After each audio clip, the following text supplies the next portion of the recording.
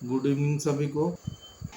आज का टॉपिक है मेरा बातचीत। टॉपिक ही है बातचीत के माध्यम से बड़ी समस्याएं सॉल्व हो जाती। बातचीत के माध्यम से बड़ी कंपनियों का निर्माण हो जाता है। तो बातचीत कैसा होना चाहिए, बातचीत से बहुत सारे समस्या का समाधान कैसे हो सकता है, इसी पर हम बातचीत करें। क्या विद्यार्थियों को बातचीत करना आता है? बड़ी बड़ी कंपनियां होती है, वो मीटिंग करती। मीटिंग का मतलब ही होता है बातचीत। बड़े बड़े जो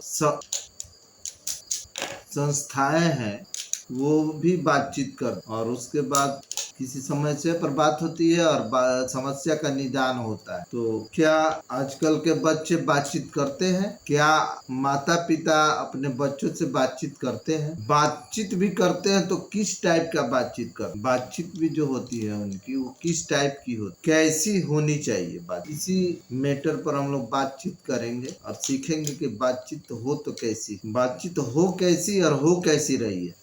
रिलायंस इंडस्ट्री जो है, जिसको धीरू भाई अंबानी ने शुरुआत करी थी, एक पेट्रोल पंप पर काम करते थे। पेट्रोल पंप पर काम करते थे धीरू भाई अंबानी। सोचो, जैसे पेट्रोल पंप पर जाते हैं तो देखते हैं ना, जो पेट्रोल पंप पेट्रोल देता है, वही काम था धीरू भाई अंबानी का। और वहां से उन्होंने शुरुआत करी, उस पेट्रोल पंप से ही शुरुआत। सुनो कैसे शुरुआत करी, बातचीत के माध्यम से। सुनो बातचीत के तरीका से वो कैसे अपने कंपनी की स्थापना करी। इतनी बड़ी रिलायंस कंपनी, जो अपने देश की सबसे बड़ी कंपनी, वो एक बातचीत के माध्यम से हुआ।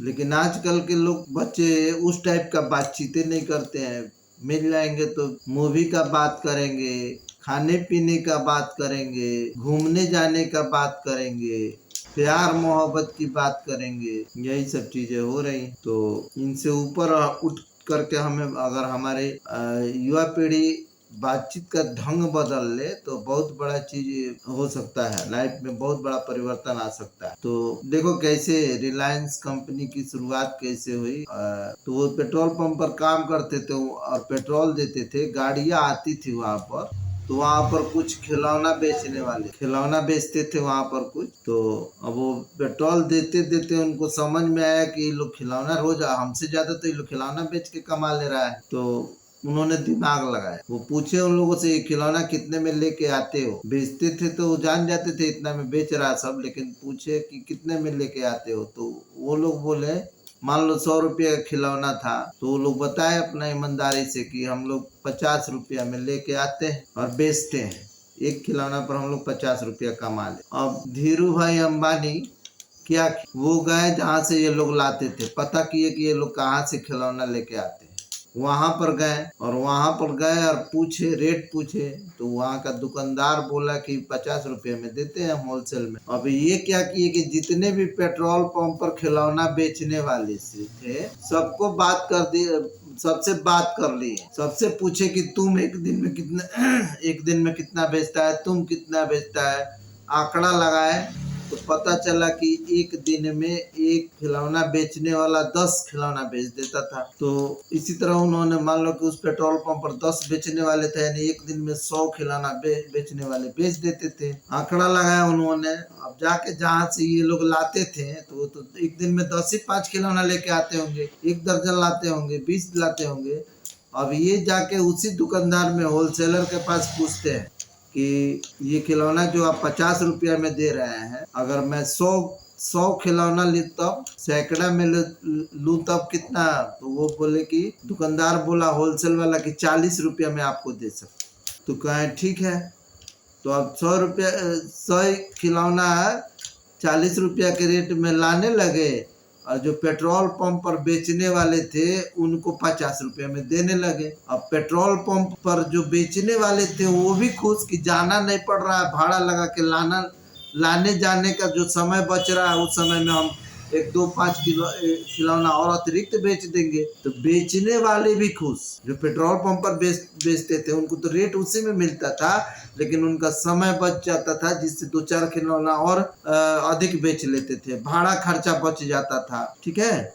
तो बेचने वाला भी खुश, उसी रेट में मिल जा रहा है। और ये क्या दिमाग लगाए कि वहां से ला के बस दे दे, तो एक खिलौना पर इनको 10 रुपया के हिसाब से, एक खिलौना पर 10 रुपया मिलता था, तो 100 खिलौना पर 1000 मिलने लगा। कुछ किए नहीं, सिर्फ उस वहां पर समझो कि वहां पर बोल देते थे इतना खिलौना रोज मेरे पेट्रोल पंप पर भेज देना है, आप हम पैसा भेज देंगे, आप खिलौना भेजिएगा हम पैसा भेज देंगे। इनको भी जाने की आवश्यकता नहीं। देखो कैसे बिजनेस सेट होता है, समझो कैसे बिजनेस सेट हुआ, इतनी बड़ी इंडस्ट्री कैसे खड़ा हो गई। इतिहास जानेंगे बातचीत के माध्यम से, और हम भी वैसा करने का प्रयास करेंगे। ठीक है, दुनिया में कोई कितना बड़ा कर सकता है, कोई लिमिट नहीं है, लेकिन हाँ तरीका समझना पड़ता है। बड़े लोगों की यही सब बातें तो हमें बड़ा बनाती। हम जानते हैं, सुनते हैं, सीखते हैं, तो हम भी आइडिया लेकर के कुछ करते हैं तो हम भी बड़ा हो जाते हैं। ठीक है, बड़ा बन जाते हैं, बड़ा बिजनेसमैन, बड़ा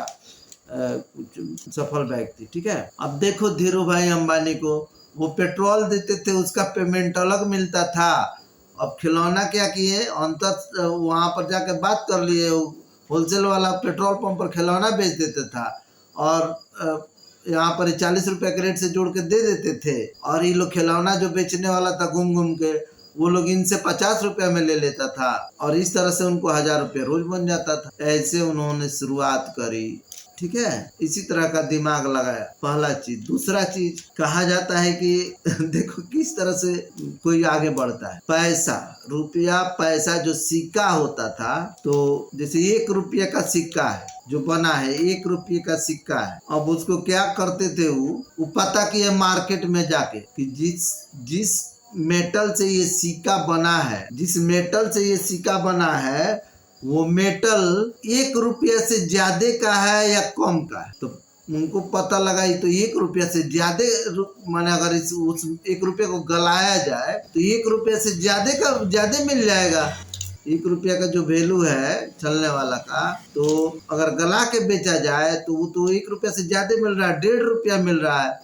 तो इसी तरह से वो सिक्का लेने और गला के मेटल में बेचने लगे। ये अपराध है लेकिन अब कौन देख रहा था कि सिक्का लेके क्या करते हैं, इतना इंक्वायरी थोड़ी न था। तो इस तरह से अपना पैसा 1.5 गुना करने लगे, बहुत सारा सिक्का इकट्ठा करके। अभी भी तुम लोग देखोगे कि पैसा पहले 1 रुपया का सिक्का बहुत बड़ा आता था, धीरे धीरे छोट बड़ा आता था, लेकिन जब इसी तरह की शिकायत आने लगी, लोग गलाने लगे और उसका दूसरा बनाने लगे, तो फिर उस सिक्के को 1 रुपया से कम वैल्यू का मेटल लगा के उसको बनाया जाने लगा, और इसीलिए सिक्का धीरे धीरे छोटा होने लगा। ये भी जान, सिक्का का साइज धीरे धीरे छोटा होने लगा। ठीक है, तो ऐसे उन्होंने बुद्धि लगा के पैसा इकट्ठा किया। फिर आए अपने देश में, पैसा कुछ कमा लिए, फिर आए अपने देश में और वहां से कपड़ा की फैक्ट्री शुरू की, और भी इससे शुरुआत करी। अब शुरुआत करने के बाद, शुरुआत तो कर दिए, उसके बाद क्या किए, लोगों से कहने लगे कि इसको और बड़ा रूप देना है हमको, तो आप लोग हमको पैसा दीजिए, आप लोग हमको पैसा दीजिए, 100 रुपया दीजिएगा, जितना मुनाफा हमको होगा उतना ही मुनाफा आपके पैसे के उतना हम करके देंगे। ठीक है, अगर 100 रुपया आप हमको देते हैं तो 100 रुपया में हमको अगर 5 रुपये का प्रॉफिट होता है, तो उसमें से आपको मिलेगा आधा, आपको मिलेगा आधा हम रखेंगे प्रॉफिट में से। आपका 100 रुपया का 100 रुपया मेरे पास जमा रहेगा, जब चाहेंगे आकर लेके चले जाए। ठीक है, लेकिन जो प्रॉफिट होगा उसमें हम भी रखेंगे, आपको भी देंगे। ठीक है, ऐसे कर करके उन्होंने बहुत सारे लोग से पैसा लिया और बड़ी कंपनी खड़ा कर दी। लोगों से बातचीत करके, घूम घूम कर बातचीत करके उन्होंने 10वीं तक पढ़ा हुआ व्यक्ति इतना बड़ा इंडस्ट्री खड़ा कर दी, जिसका एक दिन का कमाई लगभग 200 करोड़ रुपया आज के डेट, सोचो। तो लोगों से बातचीत करके इतना बड़ा कंपनी खड़ा कर दिए।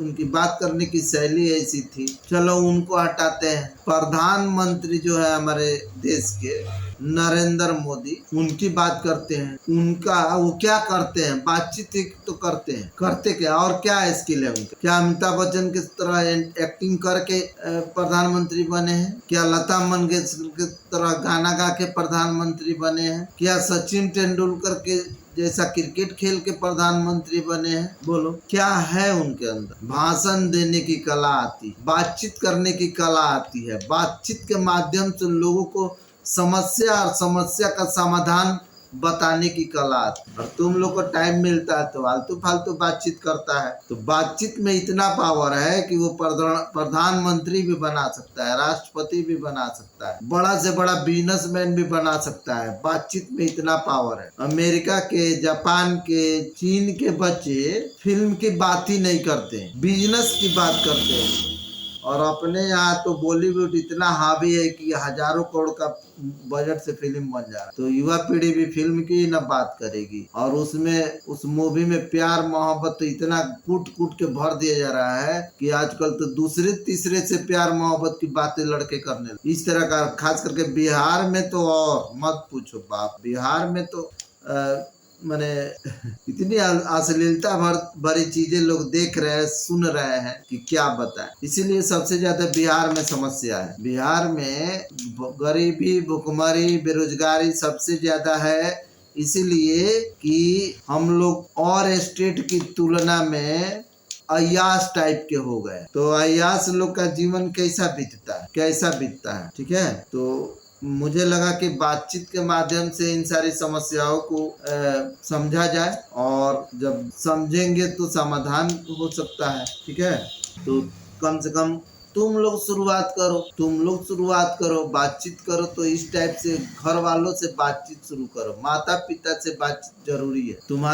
तुमको सबसे अच्छे सिखाने वाले अगर कोई है तो तुम्हारे माँ बाप। तुमसे कई गुना ज्यादा उनको अनुभव है। लेकिन क्या तुम अपने माता पिता से कभी बैठ करके बातचीत करते हो? इस टाइप का घर की समस्या पर कभी बातचीत किया? घर की समस्या का समाधान पर कभी बातचीत किया? क्या तुम्हारी जिम्मेवारी नहीं है? सिर्फ माता पिता की ही जिम्मेवारी है कि घर की समस्याओं को झेलते रहें? तो फिर पढ़ किस लिए रहे हो तुम लोग? बोलो। माता पिता, घर की बहुत सारी समस्याएं हैं जो कि पता, अगर हम उस पर बात करें, गहराई से सोचें, तो उस समस्या को समाधान बहुत आसानी से किया जा सकता है। लेकिन जब वो समस्याएं हमको समझ में आएगी तब, और समझ में कब आएगी? जब हम बातचीत करेंगे। बहुत सारी समस्याएं हैं जो माता पिता अपने बच्चों से नहीं बताते हैं, कि ये लोग भी सुन के परेशान, लेकिन चाहत रखते हैं कि हमारा बच्चा इस परेशानी को समझे और उसको अपने दिमाग से सॉल्व करे। ये तो चाहत रहती है।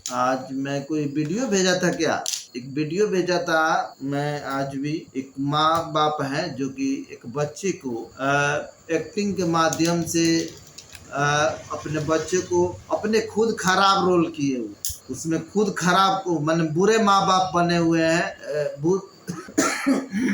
अपने माँ बाप खुद बुरे बने हुए हैं और उस बेटा को अच्छा प्रेरित कर रहे हैं, अच्छा करने का नाटक कर रहे हैं। देखना उस वीडियो, ठीक है। बुरे बन करके अपने बेटा को अच्छाई की चीजें समझा रहे हैं, उससे नाटक करवा रहे हैं, नाटक के माध्यम से अच्छाई को समझा रहे हैं और दुनिया को संदेश भी दे रहे हैं, और अपने बच्चों को लोग हाईलाइटेड भी कर। और माता पिता बच्चों को हाईलाइटेड करने में आज के युग में अगर साथ नहीं देते हैं, सिर्फ अपने काम से काम रखते हैं और बच्चों को सोचते हैं कि स्कूल जा रहा है उसी से सफल हो जाएगा, तो आज के डेट में दिक्कत बता दे रहे हैं। आजकल के माता पिता को देखो कितना एक्टिव है यूट्यूब पर, अपने बच्चों को के साथ कुछ करवा रहे हैं, कर रहे हैं, और लोग लाइक भी कर रहे हैं उस वैसी चीजों को, ठीक है। और तो बातचीत के माध्यम से कैसे सेटल करना है, कैसे दिमाग को अपना बड़ा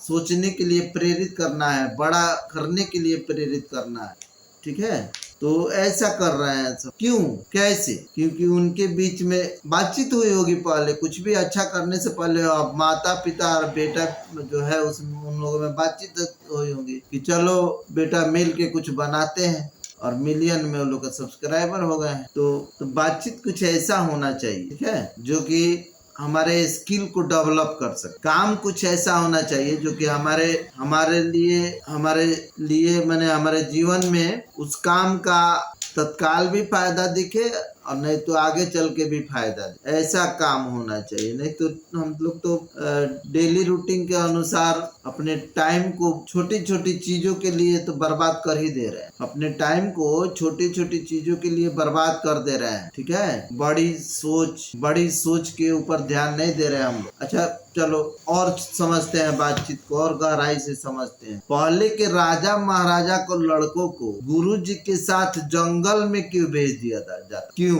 जंगल में क्यों भेज दिया जाता? गुरु जी के साथ रहना, गुरु जी के साथ घूमना, गुरु जी के साथ पढ़ना। क्यों? राजा तो चाहते, तो उनके पास इतनी संपत्ति थी कि गुरु जी को अपने यहाँ रख करके, महल में रख करके पचासों गुरु को रख करके अपने बच्चों को शिक्षा दिलवा सकते थे ना। बोलो, दिलवा सकते थे कि नहीं दिलवा सकते थे? लेकिन नहीं दिलवाते थे, क्योंकि उनको पता था कि क्या पता था? बोलो क्या पता था? राजा महाराजा को पता था कि अगर ये महल में रह के सीखेंगे तो कुछ नहीं सीखेंगे, ऐसो आराम में रह के सीखेंगे तो कुछ नहीं सीखेंगे, जब गुरु के साथ कष्ट सहेंगे तब सीखेंगे। इसलिए वो पहला चीज। दूसरा चीज कि महल में रहेंगे तो लोगों से तो मुलाकात होगी नहीं, लोगों से, जनता से तो मुलाकात होगी नहीं, तो फिर सीखेंगे क्या? इसलिए गुरु के साथ भेज दिया जाता था और गुरु निकल पड़ते थे सिखाने के लिए उन लोग को, भिक्षा मांगने के लिए गांव गांव में। और विद्यार्थी भिक्षा मांगते थे तो भिक्षा ही नहीं मांगते थे, भिक्षा के साथ साथ लोगों की बातें भी सुनते, लोगों की समस्या भी देखते थे। भिक्षा मांगने का मतलब ये नहीं कि भिखमंगा बन गए, भिखमंगा नहीं बनाया जाता था। उनको परिस्थिति दिखाई जाती थी, लोगों से बात करने का तरीका सिखाया जाता था, जो कि प्रैक्टिकल होता था, स्किल डेवलप उनका होता था प्रैक्टिकल। और आजकल तो 20 साल 22 साल हम लोग सिर्फ किताबें ही पढ़ाते रह जा रहे हैं और बच्चे किताबें पढ़ते रह जा रहे हैं। उसके बाद जब 22 साल 25 साल के बाद जा रहे हैं फील्ड में, यानी सोसाइटी में काम करने, तो सोसाइटी का से बात करने का ढंग नहीं रह रहा, तो सोसाइटी कहाँ से उनको एक्सेप्ट करेगा? सोसाइटी उनको कहाँ से एक्सेप्ट करेगा? प्रैक्टिकल तो उन्होंने किया नहीं, अब जा रहे हैं पढ़ लिख के प्रैक्टिकल करने, तो स्किल तो डेवलप है नहीं, जिसके चलते बेरोजगार हो जा रहा है। हकीकत यही है। ठीक है, तो बातचीत करना शुरू कर अपने माता पिता से, अपने घर के लोगों से। और बातचीत किस टाइप? समस्या पर, समाधान पर, मोटिवेशन पर, लोग क्या कर रहे हैं उस पर। कुछ बच्चों को देखा होगा तुम लोगों ने कि कहीं भी जाते हैं तो सवाल करते हैं, ये कैसे हुआ, ये यहाँ पर क्यों है, इससे और क्या हो सकता है। हमेशा जानने की इच्छा रखना चाहिए विद्यार्थी, हमेशा जानने की इच्छा, कौवा की जैसी। काग चेष्टम, विद्यार्थी का गुण भी बताया गया है, काग चेष्टम, यानी कौवा की तरह से गुण होना चाहिए किसी भी चीज को जानने का, सीखने का। और तुम लोग जो समझते हो ना कि मेरे माता पिता कुछ नहीं जानते हैं, जैसे होता है, बहुत सारे बच्चे कहते तू क्या जानता हूँ, अनपढ़ बड़ू, सर जी का दल बनी। बहुत सारा बच्चा इस तरह का कंप्लेन मेरे पास भी लोग आ गए हैं। तो मैं उनको कहना चाहता हूँ कि तुम्हारा जन्मदाता है, वो तुमसे बहुत ज्यादा उम्र में बड़े हैं, डबल से भी ज्यादा, 3 गुना 4 गुना ज्यादा। अगर तुम 10 साल का है तो वो 30 साल के हैं, 35 साल के हैं, 40 साल के हैं। और सबसे बड़ा जो ज्ञान होता है ना, वो अनुभव का होता है। किताब से भी बड़ा ज्ञान होता है अनुभव का। तो तुम्हारे माँ बाप भले ही कम पढ़े लिखे हो, लेकिन उनकी अनुभव की जो पढ़ाई है ना, वो बहुत बड़ी है। और उसी अनुभव को सीखने के लिए तुम्हें मैं बातचीत करने के लिए प्रेरित कर रहा हूँ। अपने माता पिता से बातचीत करो, अपने दादा दादी से बातचीत करो, अपने चाचा चाची से बातचीत करो। लेकिन तुम लोग बातचीत किससे करोगे? मोबाइल पर या इधर उधर गांव में घूमने निकल जाएगा, 10 गो आवारा जैसा, आवारा टाइप का बात करेगा सब। आजकल तो देख भी रहे हैं, समस्याएं भी सामने दिख रही है। रेलवे लाइन इधर से गया है, मगहा में बच्चे ऐसा कर रहे हैं, पकड़ाए भी कुछ स्कूल के ही बच्चे, कुछ जो कि गलत आदत सीख रहे हैं, उनको अवेयर किए हैं, समझाए हैं। तो अगर तो इसमें बच्चों की भी गलती है, गार्जियन की भी गलती है। गार्जियन अगर बातचीत नहीं करेगा, बच्चों से नहीं समझाएगा, अपने अनुभव का ज्ञान नहीं देगा, तो बच्चे तो बिगड़ेंगे ही बिगड़े। ठीक है, और इन्हीं सारी समस्याओं को देखते हुए हमने भी बातचीत का एक क्लास शुरू किया। बातचीत होना चाहिए। बातचीत से बच्चे सीखेंगे, समझेंगे, जिम्मेवारी समझेंगे, करना क्या है उसको समझेंगे, कैसे करना है उसको समझेंगे। तो समय हो चुका है, तो बातचीत शुरू कर दो। फोन पर भी, रिश्तेदारी में भी बात शुरू कर दो। अच्छी चीजों पर बातचीत शुरू कर दो। माता पिता से सबसे पहले शुरू करो, देखो कि क्या बातचीत करना है। वो जब शुरुआत करेंगे तो धीरे धीरे ज्ञान होगा। ठीक है, और आज माता पिता से अच्छे ढंग से देखो, कुछ भी हम करते हैं ना जीवन में, कुछ भी, कोई बिजनेसमैन है वो भी बातचीत से सफल है, कोई डीएम है वो भी बातचीत से ही समस्या का समाधान करता है। ठीक है, या कोई भी समस्या का समाधान बातचीत से हो, इसलिए हमें बातचीत करना आना चाहिए। अब जो ऑर्केस्ट्रा चलता है, ऑर्केस्ट्रा देखता है, उसका बातचीत, और जो किसी बिजनेस में है, किसी प्रोफेशन में है, उसका बात, दोनों के बातचीत में कल्पना करो कितने का अंतर हो सकता। तो अगर हम गलत बातचीत करेंगे तो ऑर्केस्ट्रा देखने वाले के जैसा होगा बातचीत हमारा। अगर हम सही चीजों पर बातचीत करेंगे, सही लोगों से बातचीत करेंगे, गंभीर समस्या पर बातचीत करेंगे, उसका समाधान खोजेंगे, तो समाधान, जिले का समाधान डीएम करता है, शरीर का समाधान डॉक्टर करता है, और भी कंपनी बड़ी बड़े सामानों जो बनती है उसका समाधान इंजीनियर करता है। ये लोग समाधान ही तो करते हैं। तो तुम्हें भी बातचीत करके, पढ़ाई करके किसी चीज का समाधान, जो जितने बड़ा समाधान करेगा वो उतना ही बड़ा बनेगा। गौतम बुद्ध ने क्या चीज का समाधान किया? जो अज्ञानता थी लोगों के अंदर, गलत चीजों को मानते थे, अंधविश्वास को मानते थे, तो वही तो बातचीत करके पहले ज्ञान अर्जित किए, ध्यान लगा के ज्ञान अर्जित किए, उसके बाद बातचीत के माध्यम से कुछ ही लोगों को वो बताए, लेकिन इतने उनके शिष्य बन गए जो कि इधर उधर फैल गए, और उनकी अच्छाई को बताते बताते कितने देशों में उनकी बातों को बताए। पढ़ाई का मतलब ही होता है बातचीत, लेकिन पढ़ाई के बातचीत में और ऑर्केस्ट्रा के बातचीत में, फिल्म के बातचीत में अंतर है। पढ़ाई की बातचीत अच्छी नहीं लगती है, लेकिन जीवन में अच्छा प्रभाव डालती है। ऑर्केस्ट्रा की बातचीत, फिल्म की बातचीत अच्छी तो लगती है, लेकिन जीवन को बर्बाद कर देती है।